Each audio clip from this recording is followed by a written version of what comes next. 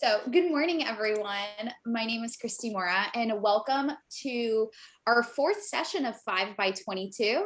Our session today is being led by Greg Ligon, and he is Generis' Senior Ministry Strategist for Lead Pastor Services. However, Greg, you have had your pulse on church and church multiplication and growth, both in the physical and digital space for over 25 years, is it that you're telling me this morning? So you have a lot of wisdom and insight. So thank you for joining us this morning. And he will be sharing, as the slide says, 3 keys to a durable digital ministry, which everyone needs to be tuning into. This is where it's going, and nothing is going back to how it was. So Greg, I know we're tight on time, so I'm going to stop talking now and I'll let you take over.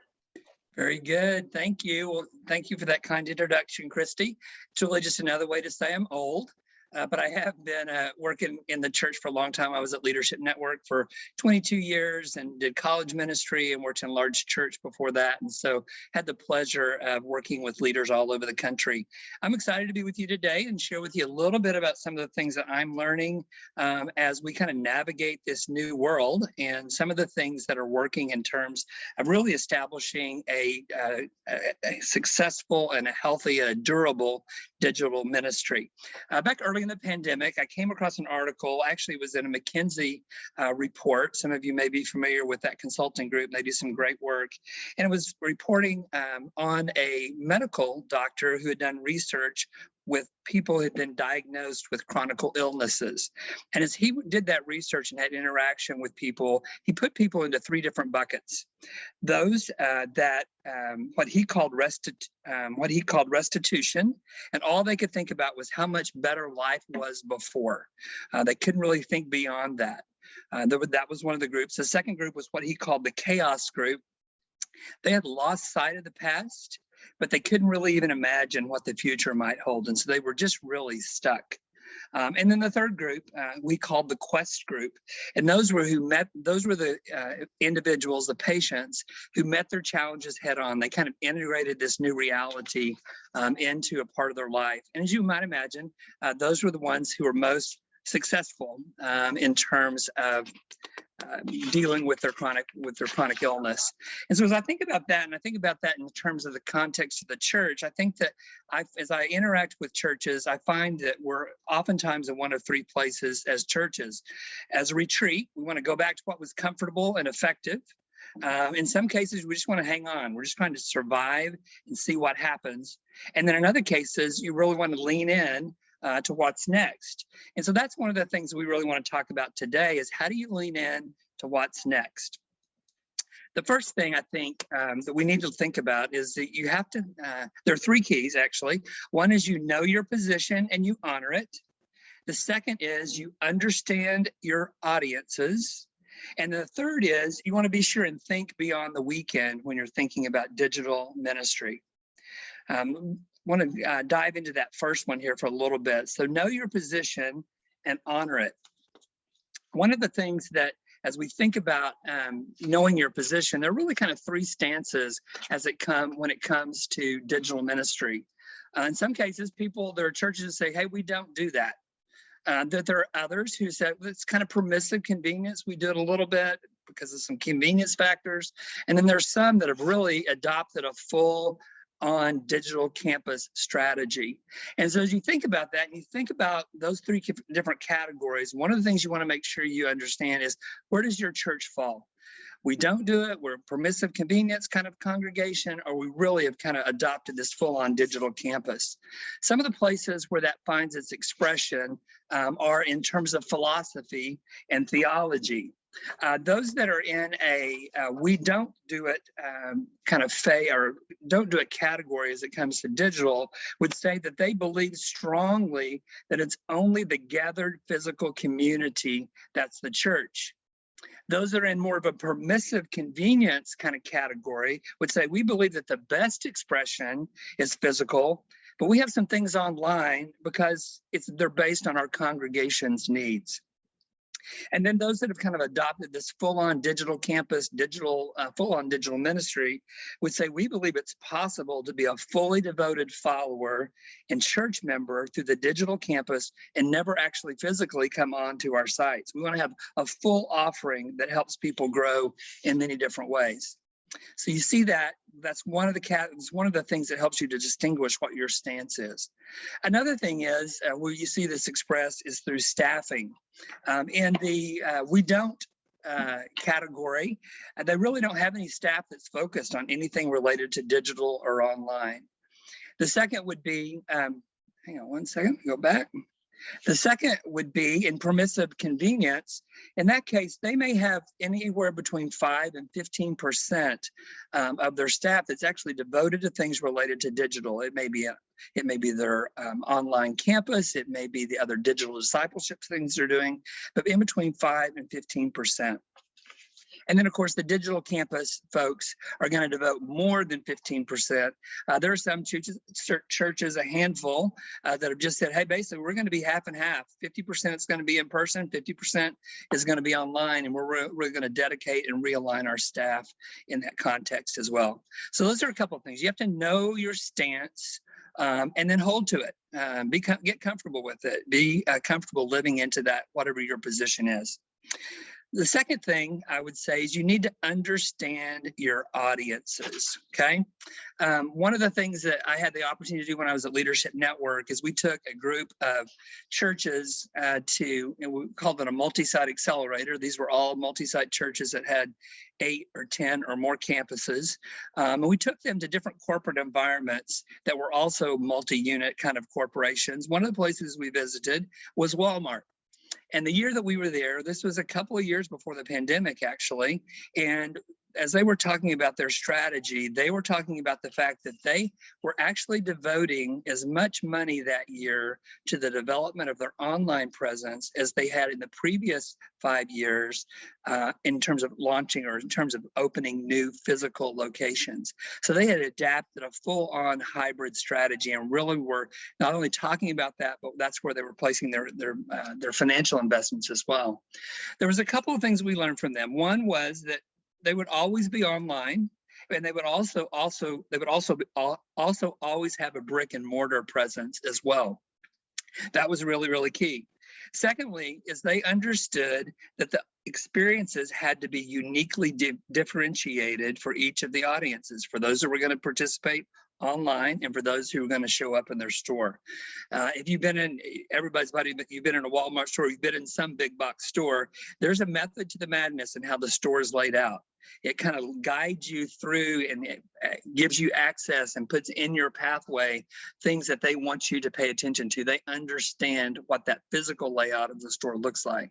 In the same way, they had to learn what the online experience looked like, whether it was in their app, whether it was in their shopping online, whether it was in even the online pieces, the app that you could use in the store. They had to understand what that audience was looking for and what that audience needed.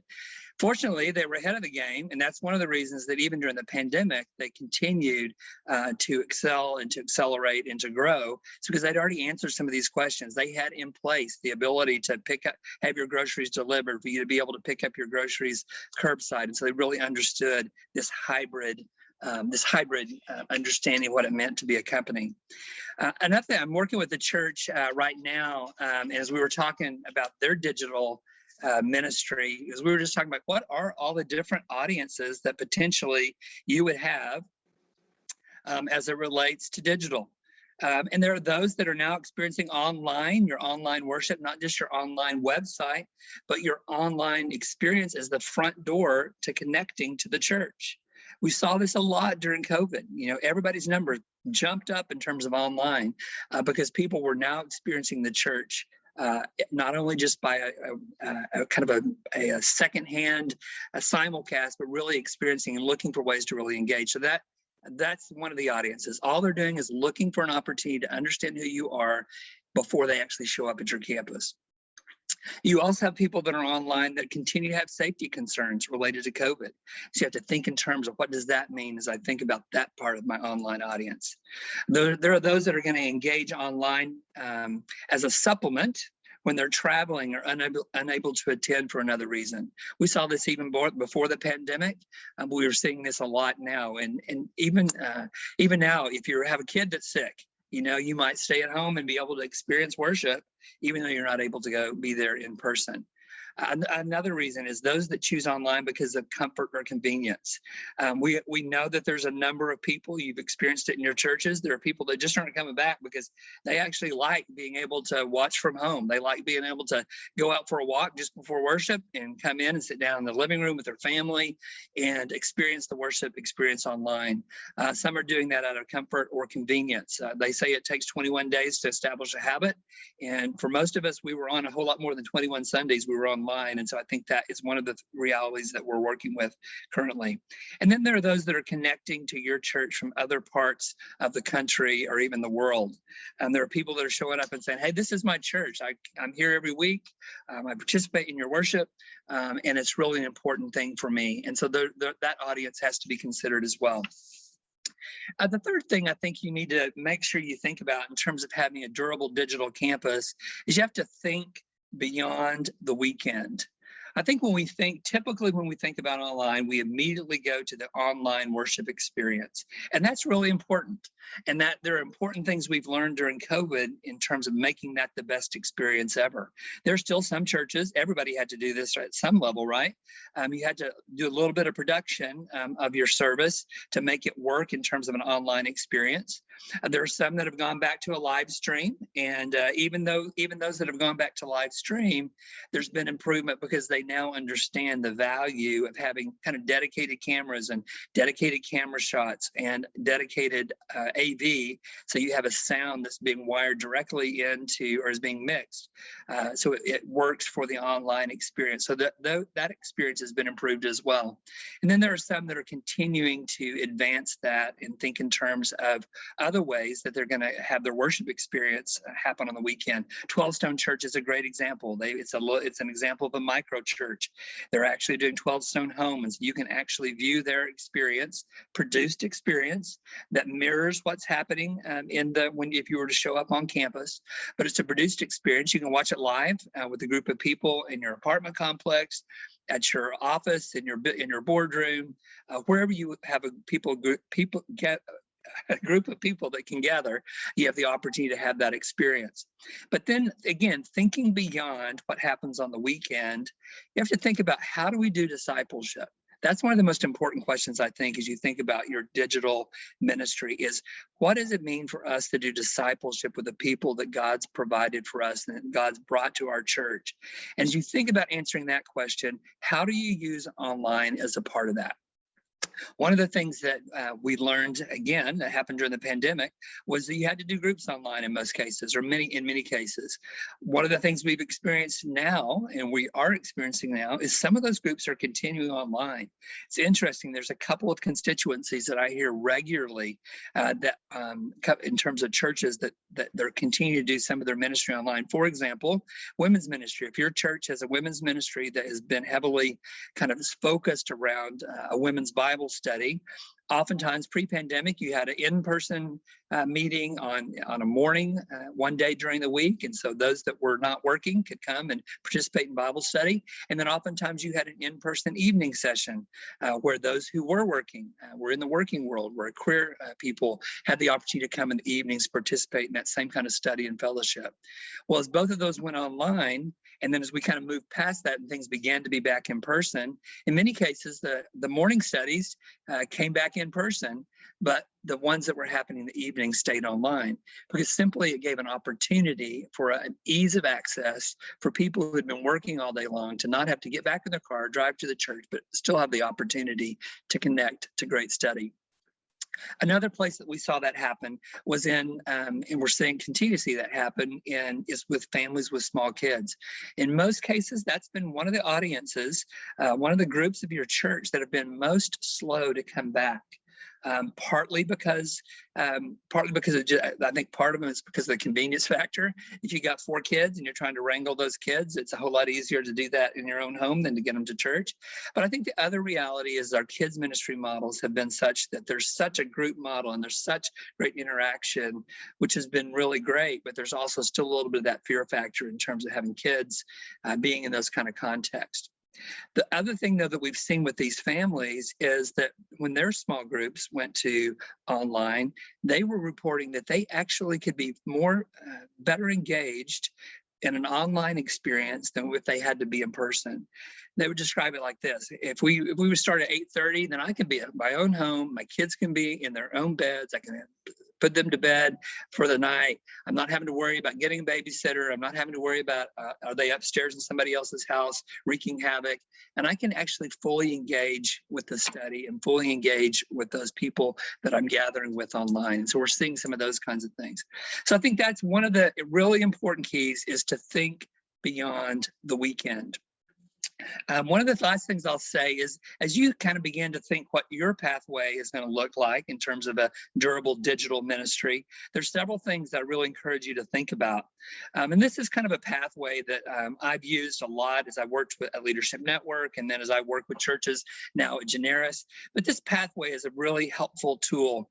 First is to diagnose, to gain clarity on what is it you're doing currently in terms of digital. Do you have an online campus? Is your website just simply a brochure? Are you doing live stream? Are you doing any groups? But just gain clarity on what is. And then secondly, gather a team and dream about what might be. What are some of the kinds of things that we could do that might look a little different, that would help us to better engage our online community and the audiences that God's placing in that context as well? The stats are still probably 60 to 65% would be the majority of churches in terms of those that are back live in person. So you got 35%. How can we continue to reach them and to disciple them? And then thirdly, as if you've looked at what is and what might be, then make some decisions about what will be. What are some of the next first steps that we're going to take in terms of improving our digital ministry? Finally, build a plan, develop it, build a plan of action, and then drive it to execution. Execute, build, measure, learn, try some stuff, see what works. If it doesn't work, revamp it. The things that do work, add a little bit more fuel to that fire, and then execute again. So a great pathway to help you begin to think about your durable digital ministry. Again, most important is to make sure you understand what your stance is and stick with it. Secondly, understand your audiences. And then finally, think beyond the weekend as you think about your durable digital campus. Christy, I don't know if we have time for a question or two. If there's any in the chat, I'm happy to do that. Otherwise, we'll wrap up here and hope this has been helpful for you as we've done this really quick 22-minute dive into durable digital campuses. Greg, that was amazing. I think that was the record of the most information in such a small amount of time. So thank you for that. Well, we may have a minute for questions. So as people are dropping in any questions, I did want to know, one, I was not calling you old. You're lucky I didn't call you the grandfather of multi-site. I had that originally in my notes, but I withheld. But let me go ahead. So no questions yet, but because we're tight on time, I will say you will be receiving a follow-up email, which will have, let me see, there's actually is it a comment? Yes. It's a comment, yeah. There was a comment. So thank you, Jeff, for your comment. Yes, Greg's slides were terrific. And I will share with you exactly how you can connect with Greg in that email, but I'm going to drop it in the chat as well. And this way, Greg can send those over to you and answer any specific questions you may have. But Greg, thank you for joining us. Thank you for sharing that really helpful information, especially as we come into this new year and continue to realize digital's here to stay and really embrace it in the church. If anyone has any questions, I will be sending a follow-up email with how you can follow up with Greg and ask him questions that are unique to your church. There's also his team page in our chat. And next week, we will have our final session of 5x22 with Jessica Beeler. And that'll be about 3 social media strategies to attract your local community in 2022, which is so important community engagement is really why we do so much of the work we do. So yeah, you don't want to miss Jess. If you haven't heard her, she's amazing. And you thought I talked fast and covered a lot of territory. I mean, she'll knock it out of the park for you. It's like riding in a convertible with great information. All right, Greg. Thank you, everyone who's joined us. Thanks, everybody. Bye-bye.